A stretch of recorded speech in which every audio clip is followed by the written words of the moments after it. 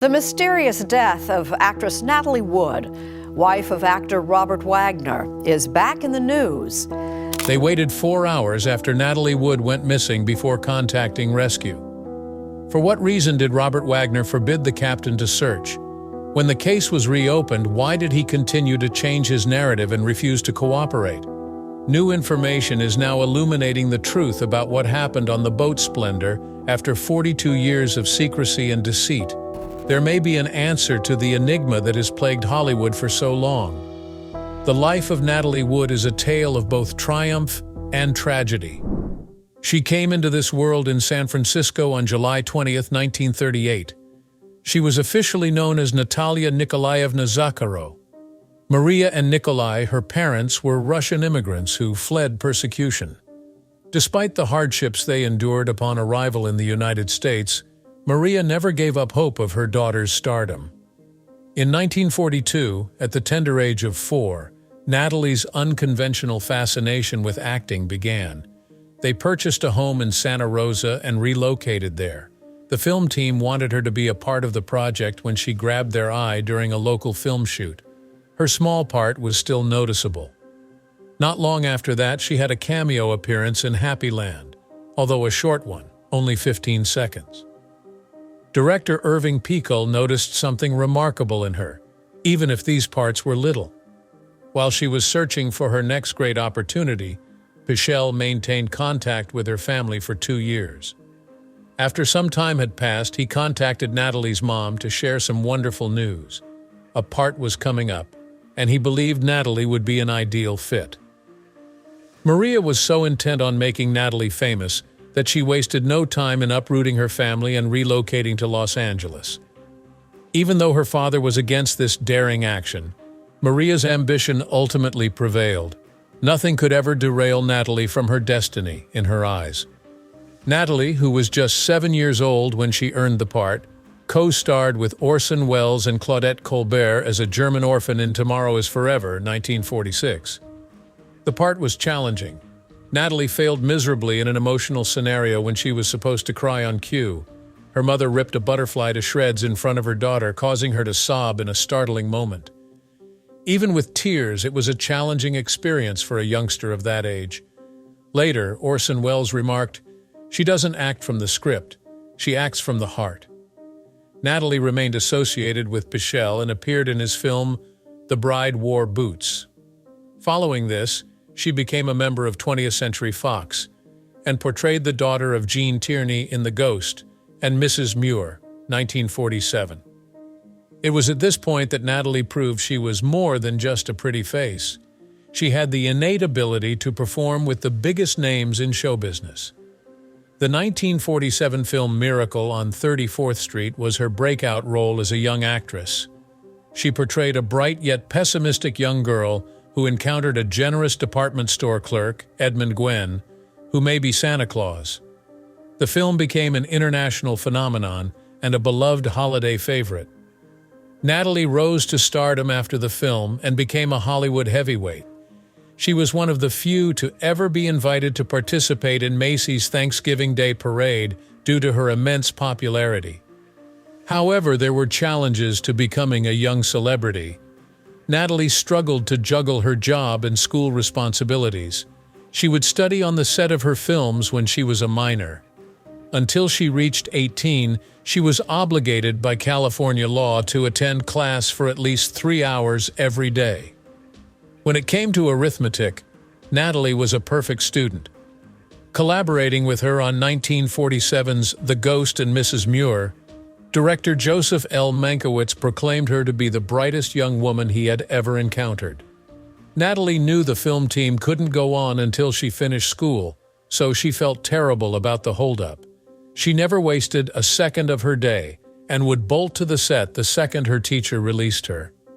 Despite how luxurious her life sounds, it wasn't without cost. Natalie had to work long hours, often 12 hours a day, 6 days a week, and she was only 8 years old.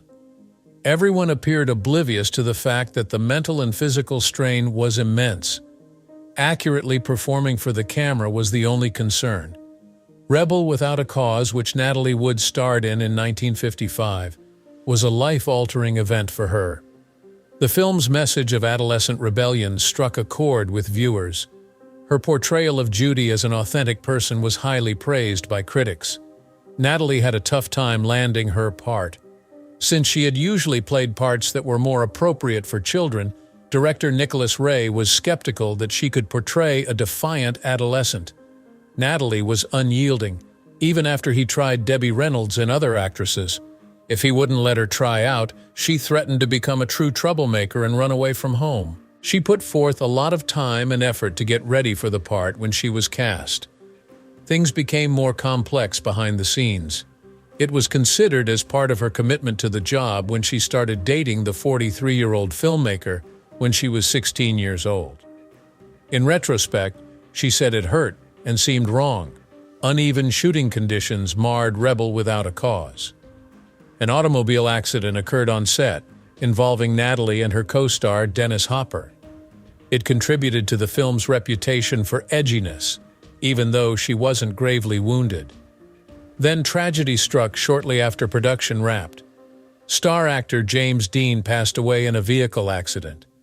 Everyone was stunned by his demise, which added to the emotional impact of the movie when it came out. Natalie still managed to steal the show despite all the controversy. She won over reviewers and viewers with her nuanced portrayal of Judy. She received a Best Supporting Actress nomination at the 1956 Academy Awards. It was a watershed event in her career, proving she could be a Hollywood star, even though she didn't win. She also took home the Golden Globe for Best Newcomer that year. For Natalie, this victory was a door opener. Two of 1961's most popular films, West Side Story and Splendor in the Grass, featured her. She portrayed the role of Deanie, a young lady coping with mental illness and heartache, in Splendor in the Grass. For the part, Natalie put forth a lot of time and effort, including going to mental facilities to observe people. There was a single take of the moment where she sobs in the tub because it was so moving. She was nominated for Best Actress at the Academy Awards again for this successful film. She then went on to feature as Maria, a Puerto Rican girl besotted with a gang member from the other gang, in the musical West Side Story. Her performance was highly acclaimed despite the dubbing of her singing voice. The film was so successful that it took home 10 Oscars, including Best Picture.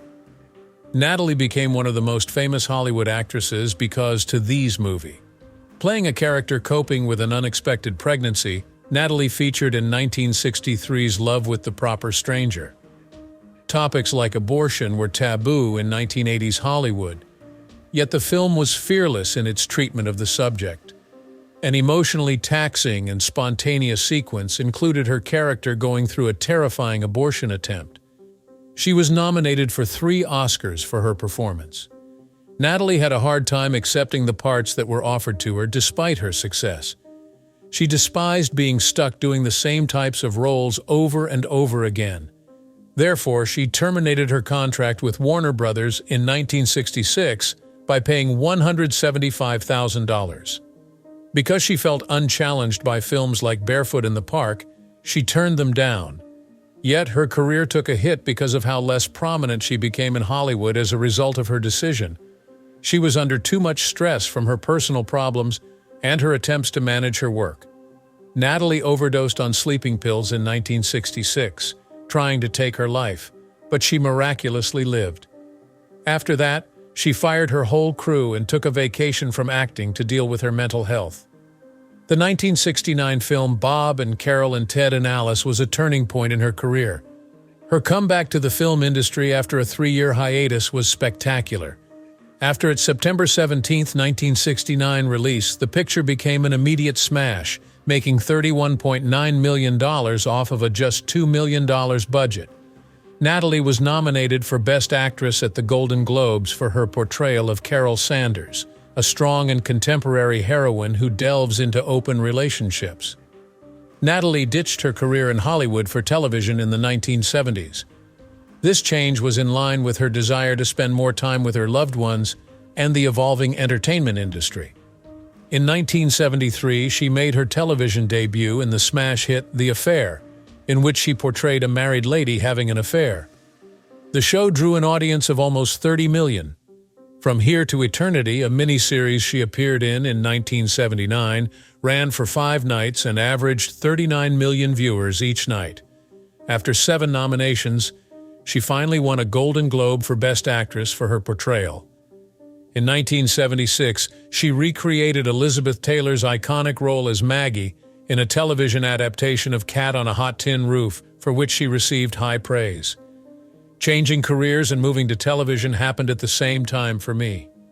After a decade-long divorce, she wed Robert Wagner again in 1972. After a prolific career in the 50s and 60s, she devoted the 1970s to raising her family and appeared in just 4 films. In 1981, she appeared in her final film, Brainstorm, a science fiction thriller. In the role, Natalie played a scientist developing an experience recorder. Innovative technology, such as 70mm film, was utilized in the film to enhance the realism of the situations.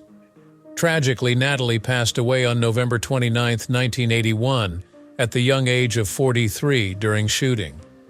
Her untimely demise caused filming to halt, despite the fact that she had completed the most of her scenes. The filmmaker battled to see the film through to its conclusion as a memorial to her, even though the studio attempted to shelve it in order to collect insurance money. After over 2 years in production, the film was ultimately released on September 30, 1983. Creative editing, body doubles, and even having Natalie's sister stand in for one scene contributed to the delay. People loved it for its concepts and amazing effects, even if movie didn't do well at the box office. As time went on, Brainstorm gained a devoted fan base and was eventually recognized as a seminal work in the science fiction genre. It seemed like a Hollywood fantasy when Natalie Wood wed Robert Wagner for the first time. Wagner was her first love, and she informed her mother as early as the age of 10 that she hoped to marry him. After some time had passed, they started dating after Natalie turned 18. They wed in Scottsdale, Arizona on December 28, 1957, after a brief courtship. Their flawless chemistry made them Hollywood's golden couple, according to everyone. Things weren't ideal, though, behind all that glitz. There was friction between the two since Natalie's acting career was booming and Robert's wasn't. Their marriage terminated abruptly in 1961. An alleged scandal that would have shook Hollywood at the time would have occurred at their house, when Natalie allegedly discovered Robert in an intimate position with another guy. Their divorce was formalized on April 27, 1962, after they declared their separation on June 20, 1961. Natalie started dating Warren Beatty after the breakup. In hindsight, Natalie saw their relationship as chaotic due to its disorderliness and plenty of arguments. Robert, meantime, had a hard time adjusting to the separation and even departed Los Angeles for a European vacation. British producer Richard Gregson was Natalie's second husband. They had met through Robert Redford, an actor with whom they were friends. They tied the knot in a California Russian Orthodox church on May 30, 1969, after a 3-year courtship. Initial impressions were positive. After her first marriage and divorce from Beatty, Natalie's mental health began to improve, and she found stability in Richard's company. Natalie was elated when they had a daughter, Natasha, in September 1970. Unfortunately, their joy was short-lived. Richard felt left out when Natalie grew overly preoccupied with having a mother. He had an affair with Natalie's secretary because of this distance. Natalie was so enraged by the news that she filed for a divorce. April 12, 1972 was the official termination of their marriage. However, the tale of Natalie and Robert Wagner did not conclude with their dissolution of marriage. They reconnected after being away for over a decade.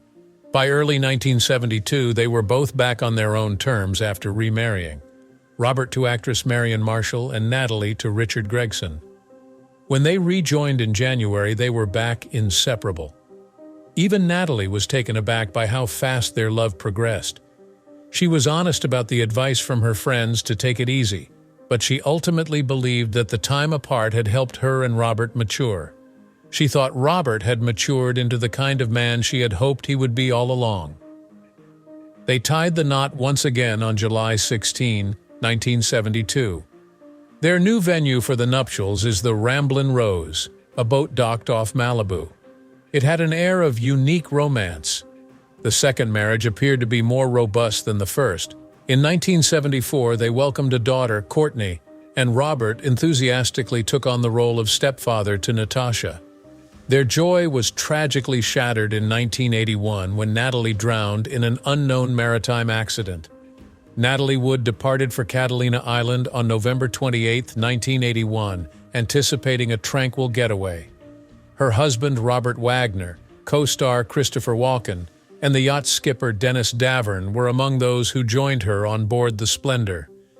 Even though they had intended to bring more companions, just the four of them showed up. After leaving Marina del Rey and anchoring at the island's little village of Avalon on Friday, November 27th, the voyage began without incident. During Dennis's absence, Natalie, Robert, and Christopher went shopping and had cocktails on shore. The next day, Wagner opted to relocate the boat to Two Harbors, a more tranquil area, due to unfavorable weather conditions. It was not a good weekend at all, cold, windy, wet, and with choppy waves. In the evening, the company dined at Two Harbors' sole eatery, Doug's Harbor Reef. At about 5 p.m., they showed up and began to imbibe excessively. Cocktails, wine, and champagne were served until inebriation was achieved. Their inebriation was evident to the restaurant personnel by the time they departed at 10:30 p.m. It was about 11:05 p.m. when Wagner allegedly yelled, "Get off my boat!" After then, there was complete silence.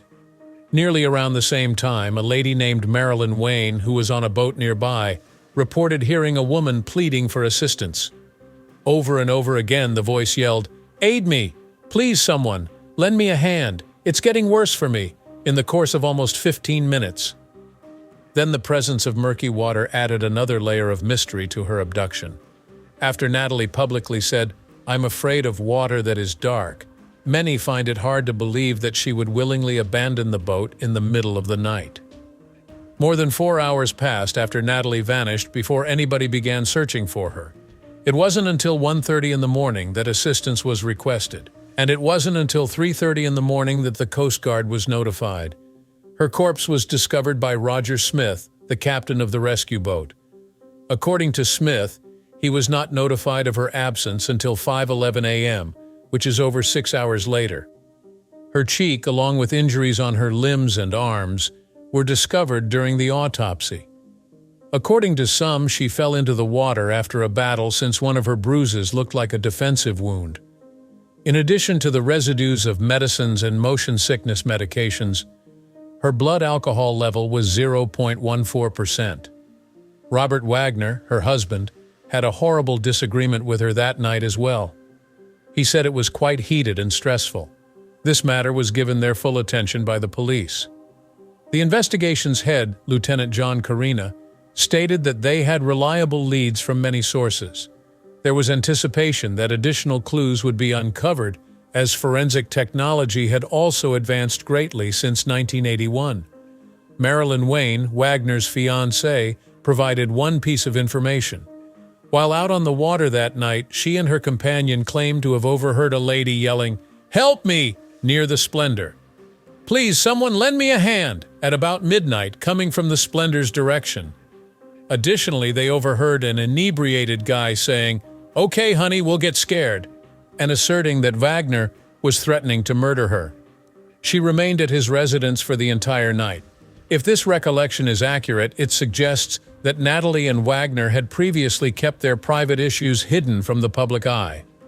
A major event occurred in August 2012. A revision was made to Natalie Wood's death certificate. Her cause of death was changed from accidental drowning to drowning and other undetermined factors after months of research, reflecting the view that her death was caused by more than simply an accident. The original cause of death had been reported as accidental drowning for years.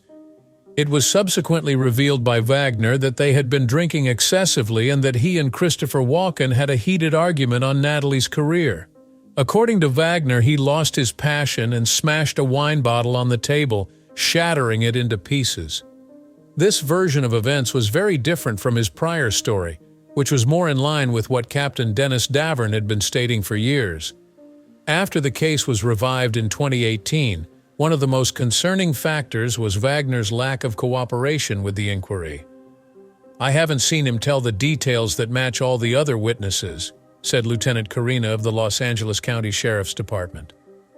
Wagner was formally designated as a person of interest in Natalie Wood's death on February 1, 2018, over 37 years after the incident, due to the fact that his account of events fails to make sense. Despite being on the boat that night, Christopher Walken has mostly kept quiet about what happened. "What happened that night only she knows because she was alone," he said in an interview with Playboy from 2012.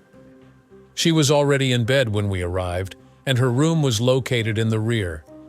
Even though she was likely wearing a coat and partly asleep throughout the sequence, they had to delete a swimming scene from Brainstorm because a dinghy was banging against the boat's side."